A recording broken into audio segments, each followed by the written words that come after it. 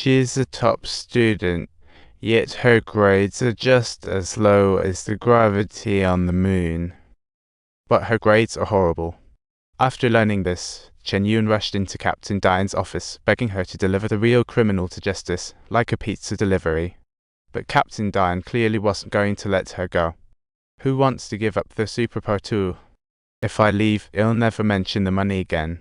I'll be as grateful, but no money. Don't mention money, you rascal.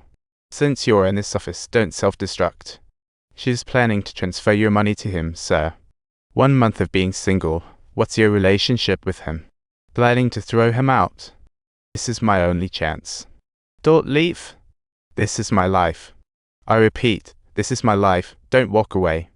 Captain Diane seemed calm, giving Andy a month of solitary. In the darkness, Thomas' shining eyes stared at the pious-looking Captain Diane, hoping he could save his mentor. Captain Diane asked if he could truthfully answer before the judge, and Tommy instantly replied, "Of course, sir." What's funny is, after hearing that reply, Captain Diane discreetly gave the soldier in the watchtower a look, silently ordering him to shoot. Upon hearing the news, Andy burst into tears, determined not to deal with Captain Diane anymore, but his solution wouldn't wrap up for another month. After being locked up for a month, Andy came out looking like an immortal who trained for 19 years, chatting with the wise guy. With the year of parole evaluation coming up, she asked the wise guy if he would apply again, mentioning a place quarantine center. That's an ocean of no memories. If she gets the chance, she wants to open a seafood restaurant there, buying a beat-up boat for repair and going fishing again. But Red, with his 2 failed parole attempts, quickly advised her not to have such the first time was after 20 years in prison. She finally got a chance for parole, but during the interview, she talked to herself. She cautiously answered the official's queries, eager to leave that 4-walled cell, even with the sewage-stained face. Unfortunately, she was ruthlessly denied.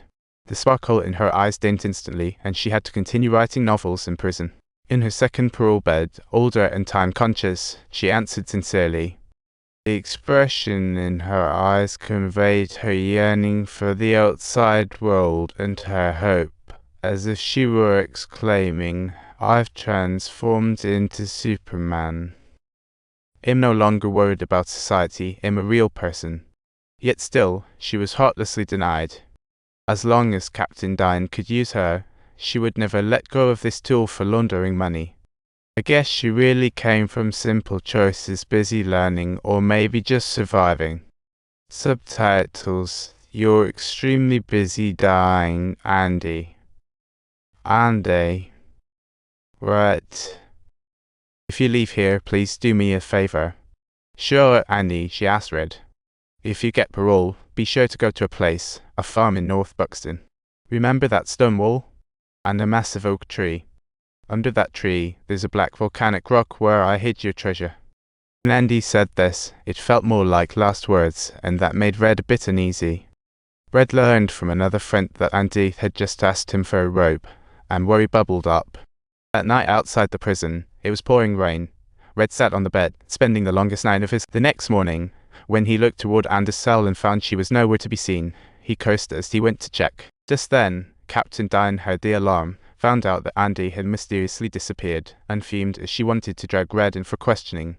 In a moment of fury, Captain Diane picked up a stone from the windowsill to release her anger, when all of a sudden she heard a weird echo and then tore down a poster. Behind the poster was a hidden passage to freedom. After a thorough search, they only found a jersey and a nearly broken stone hammer in the nearby sewer. Turns out, 19 years ago, when Andy first got the hammer, she planned to carve her name into the prison wall but easily ended up digging out. Looking at the crumbly stone, a bold plan formed in her mind. She used the poster as a cover, digging and digging. Every morning, during her walks, she quietly scattered fragments on the playground. This habit continued for a full 19 years, until Tommy, a last shred of hope shattered, and he finally decided to stop waiting. That night, she switched Captain Diane's account button. She slipped on a pair of shoes and, once everyone was asleep, packed her essentials and strapped them to her leg.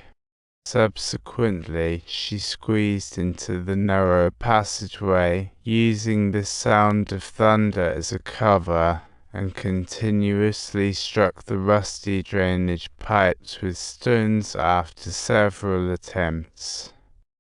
She finally broke through to a hole big enough to fit through, crawling along the flow of water in the stinking pipes. After crawling 500 m, she emerged from the pipe and ran, rinsing grime in the rain. Lightning illuminated her path, and she pulled off her outerwear, arms raised to welcome freedom. The next day, a person named Randy appeared at the bank. Previously, the name Randy existed only in documents, and now she became a real person. She had all the credentials to prove her identity, and her signature was flawless. She withdrew all her assets and left.